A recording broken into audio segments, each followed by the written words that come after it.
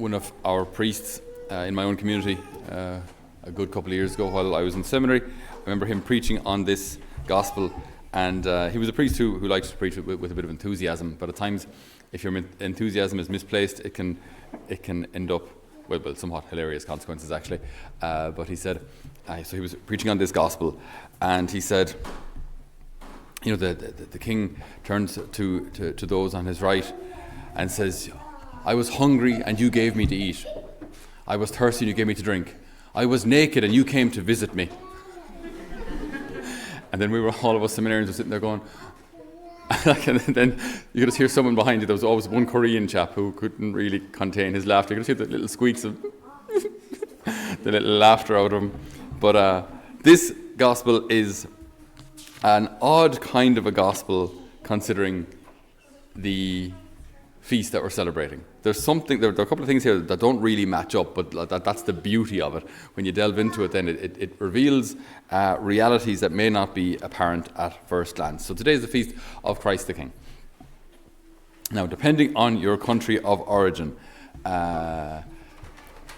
having a king or having a country with a king may be considered somewhat more positive or somewhat more negative. We tend to be a little more on the more negative side.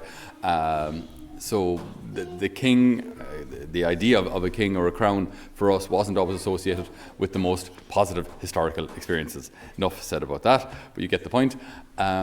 So hearing of Christ the King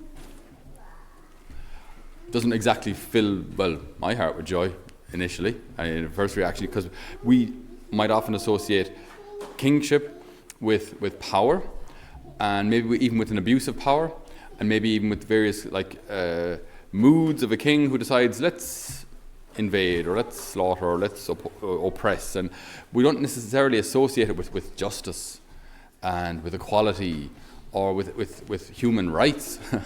Anything noble, really, noble of character, maybe noble of surname, but not necessarily nobility of character. So Christ the King is a bit of an issue, maybe initially at first glance. But our first reading is about Jesus or Christ as a shepherd. So the Feast of Christ the King, the first reading is about Jesus as a shepherd. Now, these are very different vocations. Well, at first glance, these are very, very different things. King sits on a throne, being fed his food, very wealthy, very powerful, maybe somewhat arbitrary in his decision-making, whereas a shepherd has to be dedicated and out in the environment of whatever country it is and brave the elements, brave the winter, brave the cold, brave the rain, brave the heat in the summer, and, dare I say, even suffer for the sheep that he's trying to take care of. Put his life on the line, risk himself, risk or sacrifice his own comfort for them, and possibly even risk his life. Say his sheep are about to be attacked by some thief or a wolf. The shepherd has to stand between the enemy and his flock. So why would you have an image like this on the Feast of Christ the King? Surely we need something more kind of triumphant and trumpets and angels flying around. But this is deliberately chosen by the church for today's feast day, because the Lord's kingship, like God's fatherhood, like any of these words that we use, it's always the perfection of that vocation. The Lord's kingship is a perfect kingship. It's a servant kingship. It's a shepherding kingship. So he's the kind of king who wants the best for his people, who offers himself, sacrifices himself for his people. He's the kind of king who models himself on being a shepherd, getting in the way between the enemy and those who he is sworn to protect. So it's a kingship akin to fatherhood.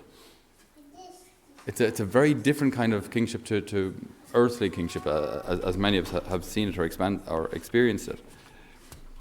I myself will pasture my sheep, he says. I myself will show them where to rest. It is the Lord who speaks. I shall look for the lost one. Bring back the stray. I shall bandage the wounded and make them strong. I shall watch over the fat as well. He'll take care of the fat ones as well. It says in Scripture, I shall watch over the fat and the healthy as well. I am the true shepherd to them. Okay? So the Lord's kingship is, it's a servant kingship. It's a kingship that sacrifices himself. It's a beautiful thing, right? It's not arbitrary, and it has nothing to do with violence. And now we fast forward to our gospel, where again you've got the king saying, he'll place the sheep on his right and the goats on his left, and he'll say to the sheep, so those on his right, I was thirsty and you gave me to drink. I was hungry, you gave me food. I was a stranger and you made me welcome. I was naked and you clothed me. I was sick, you visited me. I was in prison, you came to see me. Hang on, this is the king now. This is the king. So when was the king ever hungry or thirsty or in prison or sick? When was the king, the most powerful person, ever weak? When was he ever in need? You know, this image doesn't make a whole pile of sense again at first glance. The king is the richest, the most powerful, the most distant and aloof figure or character. It doesn't associate with the plebs, with the ordinary folk on the street. He's away in his castle, happy out. That's not the kingship of Jesus. It's not. Why? Because as insomuch as you did it to the least of these brothers and sisters of mine, you did it to me. You did it to me. So he's not a king who's distant from his people, but a king who completely identifies with the sick and the lonely and the poor and the hungry and the thirsty and the lost. Very, very different kind of kingship altogether. But it is a kingship with power, and there are consequences to our actions. Just because he's a good king doesn't mean he's unjust, or doesn't mean that there is no justice. Our actions matter. And insofar as we didn't feed the hungry and didn't satisfy the needs of the thirsty and the sick and those in prison, we also neglected to do that to him. So our actions matter. Our service matters. So when we think of the Lord speaking then about all these people who were in need, the hungry and the sick and that, something which really strikes me is that how do I live, how do I experience my own weakness and my own need? Because I think many of us might have the idea that in the spiritual life, the goal is to eventually get so strong that we no longer need God's help. So, when we fall, when we sin, we go back to confession, but eventually we'll be kind of so holy that we won't need confession anymore. We won't need God's help anymore. We'll be kind of, looking down on everyone else and hoping that they get to my level of sanctity, but I won't really need God as much. And that's kind of maybe the goal of the spiritual life, to not need God that much. And it seems like a failure every time we would need God.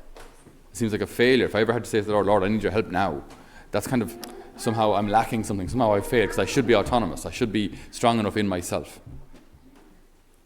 That's, again, not where the Lord is trying to lead us at all. St. Paul very famously writes, explaining his prayer to the Lord to remove the thorn from his side. This thorn, we don't know what it was, but it was some sort of a temptation or some sort of a sinful tendency, we don't know exactly. But he asks God to remove it 3 times. I asked the Lord 3 times that this would depart from me. But the Lord said to me, my grace is enough for you, and my power is made perfect in weakness. So then I will boast most gladly about my weaknesses, so that the power of Christ may reside in me. The Lord isn't saying that we're supposed to be perfect, that we're supposed to be able to live life without Him. 2 Corinthians 12 there, for those who want to read it afterwards. The Lord is saying, I've created you as my flock. You will always need me. The goal isn't to be ever, eventually, so holy, so perfect, that you no longer need my help. The goal here is that we'll walk together, that I will walk with you, that I will defend you, that I will strengthen you, that I will bandage you, that I will pick you up. The goal is that you learn to lean on me. The goal isn't that you get strong enough that you no longer need me. So our weaknesses are actually necessary. Our weaknesses remind us of our need for God. Our weaknesses are what cause us to call out to God. So our weaknesses become this avenue back to the Lord, not the opposite. It's not our perfection that then means that we can associate with God almost like on the same level. But it's our weaknesses that cause us to call out to Him. So our weaknesses, they can be then our boasts, as St. Paul says. My grace is made manifest in weakness. And we have a shepherd king who wants to guide us, heal us, pick us up. It's such a tender image. I myself will pasture my sheep. I myself will show them where to rest. This is the king, who's also a shepherd, out in the elements, out in the rough and tumble of the countryside. I will show them where to rest. It is the Lord who speaks. I shall look for the lost one. I shall bring back the stray. I shall bandage the wounded. I shall make the weak strong. I shall watch over the fat and the healthy. I shall be a true shepherd to them. This is our king. This is the kind of kingship he lives. It's a servant kingship. It's a shepherding kingship. It's a kingship that means that he's anything but distant and aloof, anything but far away from us. He's a father. So we ask the Lord today to renew our faith in him and in his providence, and that we might see in our weaknesses our opportunity to find him again, our opportunity to call out to him again, and to hear his voice and to experience his providence. Amen.